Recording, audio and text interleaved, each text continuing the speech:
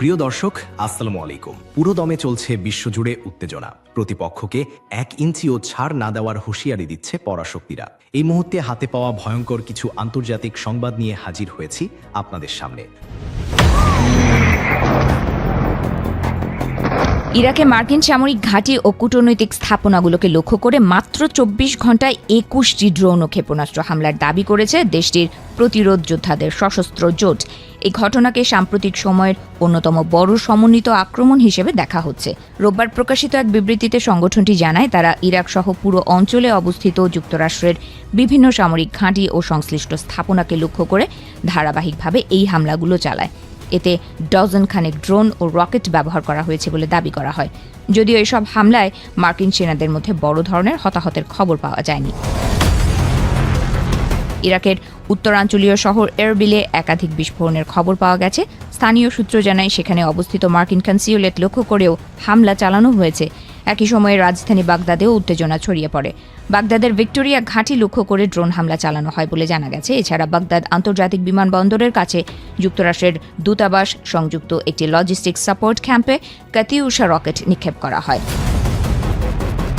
বিশেষজ্ঞরা বলছেন, এই হামলাগুলো হঠাৎ করে নয়, বরং একটি বৃহত্তর আঞ্চলিক সংঘাতের ধারাবাহিক অংশ। বিশেষ করে গত ফেব্রুয়ারির শেষ দিকে যুক্তরাষ্ট্র ও ইসরায়েলের নেতৃত্বে ইরানের বিরুদ্ধে সামরিক অভিযান শুরু হওয়ার পর থেকেই পরিস্থিতি দ্রুত অবনতির দিকে যায়। সেই প্রেক্ষাপটে ইরাকে অবস্থানরত মার্কিন বাহিনী এবং তাদের স্বার্থ সংশ্লিষ্ট স্থাপনাগুলো ক্রমবর্ধমানভাবে হামলার লক্ষ্যবস্তুতে পরিণত হয়েছে। আন্তর্জাতিক গণমাধ্যমের প্রতিবেদনে বলা হয়েছে, ইরানকে ঘিরে চলমান সংঘাতের প্রভাবে মধ্যপ্রাচ্যে অবস্থিত মার্কিন দূতাবাস ও কনস্যুলেটগুলোর এখন বড় ধরনের নিরাপত্তা ঝুঁকির মুখে পড়েছে।